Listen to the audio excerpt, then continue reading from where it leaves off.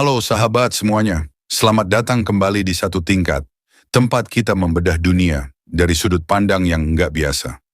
Pada video kali ini, kita bakal kupas tuntas sebuah teori yang bikin kepala berputar. Ternyata, ada rencana rahasia gabungan antara Donald Trump dan Elon Musk yang konon ingin mengatur ulang tatanan masyarakat global. Bayangkan dua sosok yang kelihatannya sangat berbeda ini, sang presiden kontroversial dan si raja teknologi futuristik, diduga telah menyusun strategi untuk mewujudkan visi yang bisa mengubah segalanya. Mulai dari hak asasi manusia hingga kontrol total atas informasi. Tapi apa sebenarnya tujuan akhir dari rencana gila ini? Dan siapa yang benar-benar akan diuntungkan jika semuanya berjalan sesuai rencana? Yuk, pastikan kalian nonton sampai akhir dan jangan sampai ketinggalan setiap detail yang bakal kita ungkapkan. Pertama-tama, kita harus melihat latar belakangnya. Sejak dulu, elit kekuasaan selalu punya pandangan yang sangat spesifik tentang bagaimana masyarakat ideal seharusnya berjalan.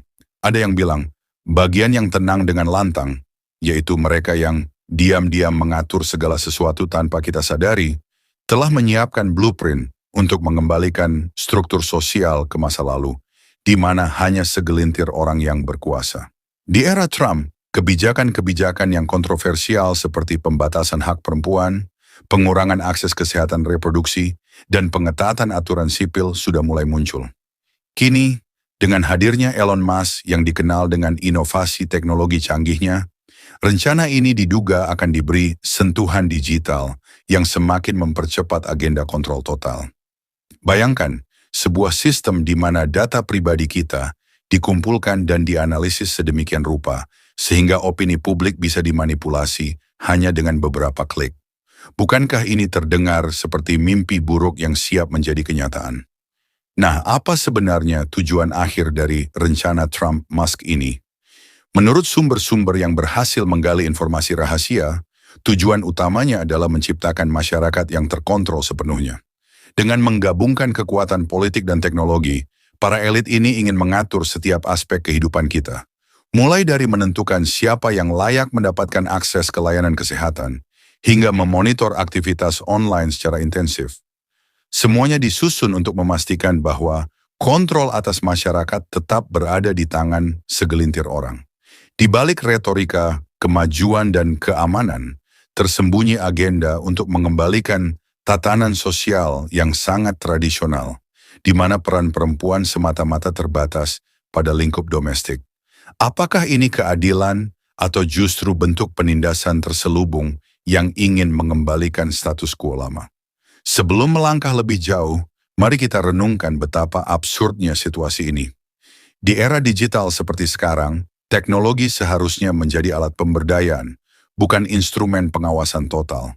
Elon Musk, yang sering dianggap visioner karena inovasinya di bidang antariksa dan kecerdasan buatan, kini diduga akan menggunakan keahliannya untuk mengembangkan sistem pengawasan yang mampu membaca setiap perilaku manusia. Sementara itu, Trump dengan gaya populisnya telah berkali-kali menunjukkan kemampuannya menggalang dukungan massa lewat janji-janji besar. Gabungan kedua, kekuatan ini membuka kemungkinan bahwa demokrasi yang kita kenal bisa berubah menjadi tirani digital, di mana setiap langkah kita dimonitor dan setiap perbedaan pendapat segera dihapuskan. Jadi apa yang harus kita lakukan untuk menghentikan laju kontrol total ini? Organisasi-organisasi teratas di berbagai penjuru dunia mulai bangkit melawan ancaman ini. Mereka tidak tinggal diam saat hak asasi manusia, terutama hak perempuan, semakin tergerus. Di balik layar, para aktivis, politisi progresif, dan ahli teknologi berkumpul dalam pertemuan rahasia untuk merancang strategi perlawanan. Mereka menyadari bahwa jika rencana ini dibiarkan berjalan, konsekuensinya akan sangat fatal. Salah satu langkah awal yang diambil adalah mengedukasi masyarakat tentang pentingnya privasi digital dan bahaya disinformasi yang dapat menyesatkan. Melalui kampanye media sosial, webinar, dan kolaborasi lintas negara, perlawanan ini mulai mendapatkan momentum yang luar biasa. Di sisi lain, muncul pula obrolan tentang Proyek Keadilan 2025 yang kabarnya menjadi fondasi dari rencana Trump-Musk. Proyek ini diklaim sebagai upaya untuk mengembalikan nilai-nilai tradisional melalui serangkaian kebijakan yang sangat kontroversial. Beberapa analis politik meyakini bahwa proyek tersebut hanyalah kedok untuk mengonsolidasikan kekuasaan ke tangan segelintir elit. Contohnya, di masa pemerintahan Trump, kebijakan yang awalnya diiklankan sebagai upaya memulihkan keamanan, ternyata justru mengurangi hak-hak dasar masyarakat. Dengan bantuan teknologi canggih dari Musk, proyek ini diprediksi akan dijalankan dengan kecepatan dan skala yang belum pernah terlihat sebelumnya. Melalui sistem pengawasan terintegrasi dan analisis data secara real-time, setiap gerak-gerik warga bisa dimonitor dengan presisi tinggi. Pertanyaannya, apakah kita rela hidup di dunia di mana privasi hanyalah ilusi belaka? Lebih mengejutkan lagi, bocoran dokumen rahasia mengungkapkan bahwa rencana ini juga mencakup upaya untuk mengatur ulang sistem ekonomi global. Para elit dikabarkan ingin memanfaatkan teknologi blockchain dan mata uang digital sebagai alat untuk mengontrol transaksi keuangan. Bayangkan sebuah sistem di mana setiap transaksi terekam secara digital, memungkinkan pihak berwenang untuk memantau dan bahkan memblokir transaksi yang dianggap tidak sesuai dengan kepentingan mereka.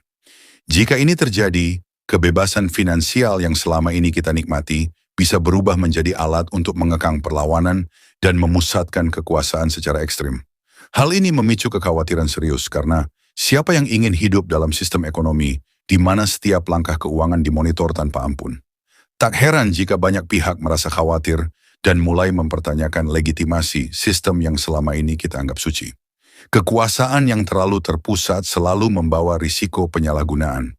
Karena di balik janji kemajuan seringkali tersembunyi ambisi menguasai. Mari kita lihat lebih dalam bagaimana para elit ini telah menyusun strategi secara sistematis. Tak hanya di Amerika, tetapi juga di negara-negara dengan demokrasi yang rapuh, jejak rencana serupa sudah mulai terlihat. Seiring dengan meningkatnya pengaruh teknologi dalam kehidupan sehari-hari, Musk dipercaya akan membawa perubahan revolusioner melalui pengembangan sistem kecerdasan buatan yang mampu mengawasi setiap aktivitas online. Bayangkan, algoritma yang dirancang untuk memprediksi perilaku manusia, mengumpulkan data dari setiap klik, setiap pencarian, bahkan dari percakapan sehari-hari melalui perangkat pintar.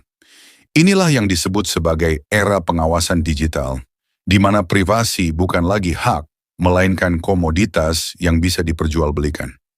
Di bawah bayang-bayang rencana ini, masyarakat tidak hanya akan kehilangan otonomi, tetapi juga hak untuk menyatakan pendapat secara bebas. Selain aspek pengawasan, ada pula upaya untuk mengatur kembali sistem sosial yang sudah mulai terasa timpang. Kebijakan-kebijakan yang selama ini dijatuhkan untuk mengurangi kebebasan perempuan, misalnya, telah menciptakan suasana yang semakin patriarkis.